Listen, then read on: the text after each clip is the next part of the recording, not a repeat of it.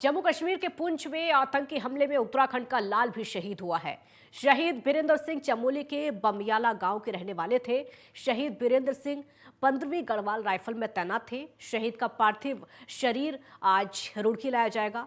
कल उनका पार्थिव शरीर उनके पैतृक गांव ले जाया जाएगा।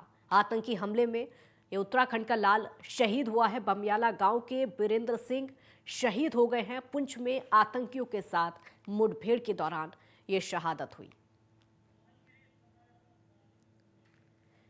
मोहन गिरी संवाददाता हमारे साथ जुड़े हैं और ज्यादा जानकारी के लिए मोहन, आज शहीद का पार्थिव शरीर पहुंचेगा उनके पैतृक गांव। जी बिल्कुल काजल, आपको बताना चाहूंगा कि जम्मू कश्मीर के पुंछ के राजौरी में जो सेना के वाहन पर जो आतंकी हमला हुआ उसमें नारायणनगर विकासखंड के बमियाला गांव के जो जवान थे नायक बीरेंद्र सिंह, वो शहादत उन्हें मिली है, वो शहीद हो गए हैं। और जब जवान के शहीद होने की जैसी सूचना क्षेत्र में मिली, पूरे क्षेत्र में शोक की लहर दौड़ पड़ी है। और वहीं आपको बताना चाहूंगा कि अपने पीछे अपने दो बेटियों को, अपनी पत्नी, अपने माता पिता को ये छोड़ गए हैं और दो भाई, एक बहन नायक बीरेंद्र सिंह के बताए जा रहे हैं। बड़ा भाई जो नायक बीरेंद्र सिंह के हैं वो आईटीबीपी में सेवारत हैं। मोहन, कब तक शहीद का पार्थिव शरीर पहुंच जाएगा?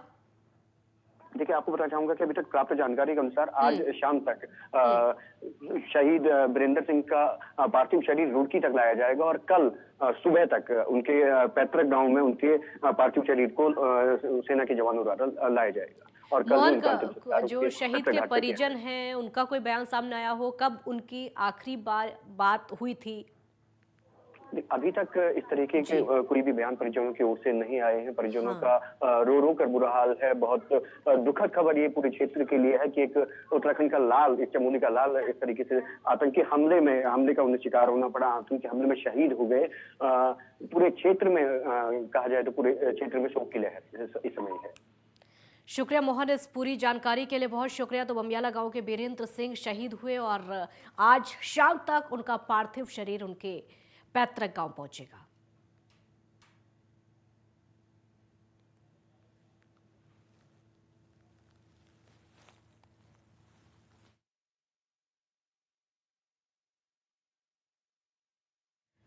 और वहीं देहरादून में कांग्रेस के नेताओं ने प्रदर्शन किया। इस दौरान कांग्रेस प्रदेश अध्यक्ष गगन मारा समेत राज्य के कई बड़े नेता मौजूद रहे। कांग्रेस ने राजभवन कूच को लेकर कहा कि संसद में जिस तरह से विपक्ष के सांसदों का निलंबन हो रहा है वो गलत है। बीजेपी विपक्ष की आवाज को दबाना चाहती है और बीजेपी लोकतंत्र की हत्या कर रही है।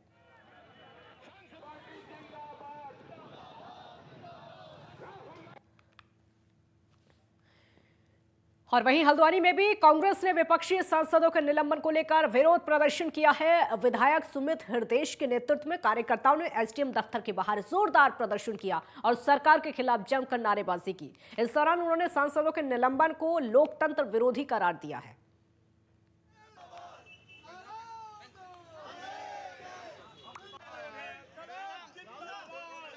भर में जो इंडिया गठजोड़ है और जो 143 सांसद निलंबित कर गए हैं, एक तरीके से विपक्ष की आवाज को सड़क से सदन तक दबाने का जो ये फांसीबाज सरकार प्रयास कर रही है, इसके खिलाफ देश भर में धरना प्रदर्शन, विरोध प्रदर्शन, ज्ञापन प्रेषित करे गए हैं राष्ट्रपति महोदय के नाम पर। और क्या अलोकतांत्रिक व्यवस्था भारतीय जनता पार्टी के राजकाज में है, सबको विदित हो चुकी है।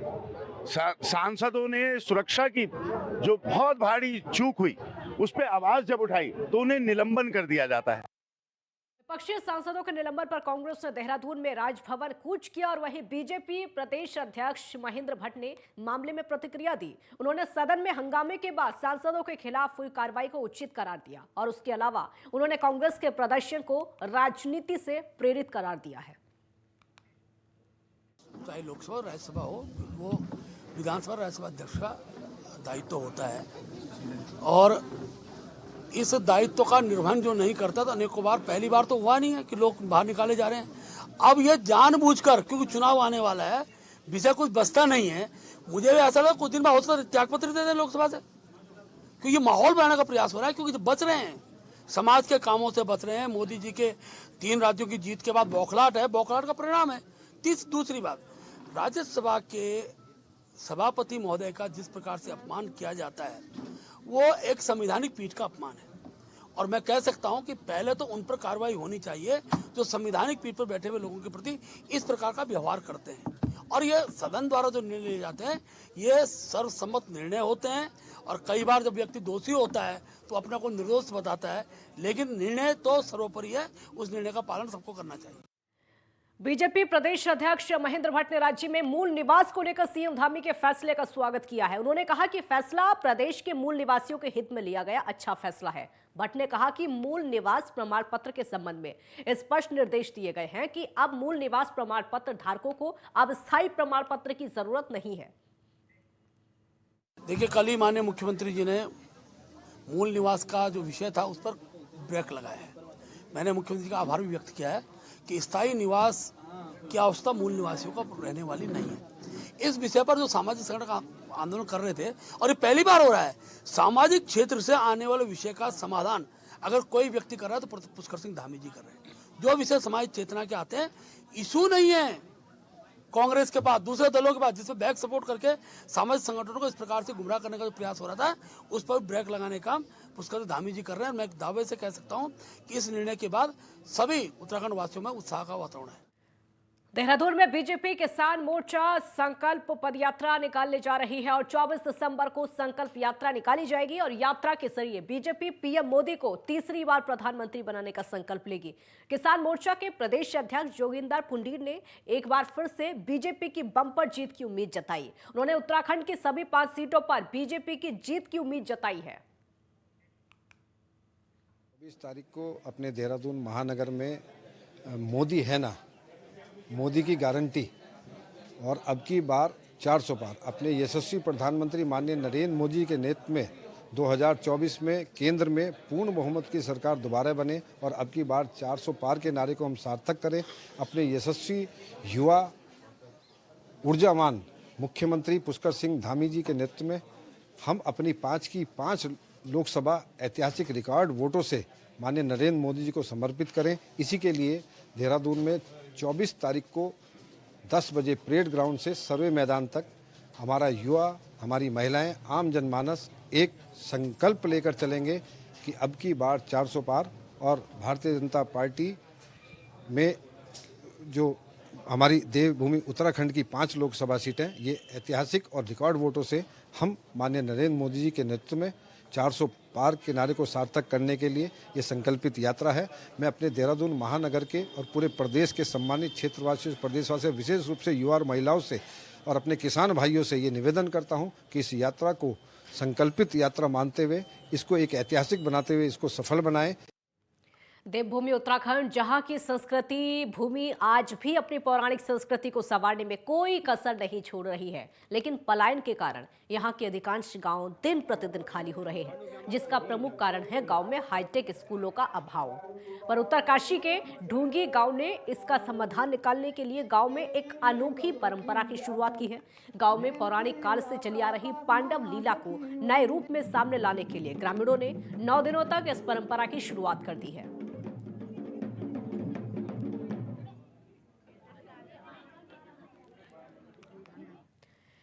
तो हर साल की तरह लोकजात के रूप में चलने वाली नंदा देवी की उत्सव डोली सिद्धपीठ देवराड़ा में 6 महीने के प्रवास के बाद आज सिद्धपीठ कुरूड़ के लिए रवाना हो गई है। इससे पहले नंदा देवी की डोली की विदाई पर मंदिर प्रांगण में मेले का आयोजन किया गया, जिसमें लोकगीतों, जागर, झोड़े गाकर अपनी अधिष्ठात्री देवी की डोली की विदाई को उत्सव के रूप में भक्तों ने मनाया।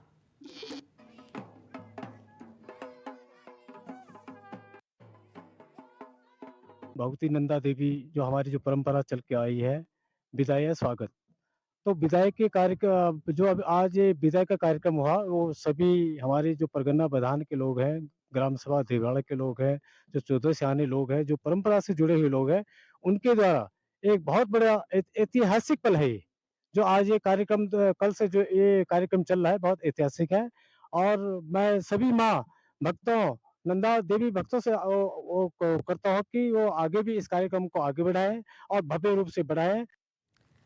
और वहीं जिला पुलिस द्वारा यातायात सुरक्षा अभियान के तहत 15 दिवसीय विशेष अभियान पौड़ी में चलाया जा रहा है। अभियान के तहत पुलिस द्वारा शराब पीकर वाहन चलाने वाले, ओवरलोडिंग करने वालों के खिलाफ लगातार कार्रवाई की जा रही है। एसएसपी पौड़ी श्वेता चौबे ने बताया कि अभियान के मद्देनजर अभी तक 20 वाहनों के जो चालक हैं उनके ड्राइविंग लाइसेंस पुलिस ने जब्त किए हैं, जबकि 18 वाहनों को पुलिस द्वारा इस दौरान सीज कर दिया गया है। उन्होंने बताया कि अभी तक 180 वाहनों का चालान पुलिस द्वारा किया जा चुका है और उसके साथ ही अनावश्यक रूप से स्थायी वाहन खड़ा ना करने के लिए पुलिस द्वारा लगातार आमजन को जागरूक किया जा रहा है। इसके साथ ही कोटद्वार, श्रीनगर में सड़कों के किनारे खड़े वाहनों को क्रेन के माध्यम से हटाने का काम भी पुलिस द्वारा किया जा रहा है और ऐसे वाहनों का पुलिस द्वारा चालान भी किया जा रहा है। पूरे जनपद में एक 15 दिवस का अभियान चलाया गया है जो कि 15 दिसंबर से चालू हुआ है और इसमें मुख्य रूप से जो बिंदु दिए हैं अभियान में वो नशा करके वाहन चलाने वालों के खिलाफ, रैश ड्राइविंग, ओवरलोडिंग, इनके खिलाफ कार्रवाई हेतु ये अभियान चलाया गया है और पिछले 5 दिनों में काफ़ी अच्छी कार्रवाई जनपद पुलिस द्वारा की गई है। इसमें लगभग 180 से ज़्यादा वाहन चालकों के खिलाफ कार्रवाई हुई है और इसमें 25 से ज़्यादा वाहन जो हैं उनको सीज किए हैं और इनके लाइसेंस भी जो है वो निरस्तीकरण के लिए संबंधित विभाग में प्रेषित किए गए हैं और लगातार इसमें यातायात व्यवस्था को सुधारने के लिए श्रीनगर, पौड़ी, कोटद्वार से आमजन की भी ये अपील थी और उनके द्वारा बोला गया था कि अतिक्रमण काफ़ी ज़्यादा सड़कों में हो रखा है और उस अतिक्रमण को लेकर भी श्रीनगर में और कोटद्वार में अभियान चलाया गया है।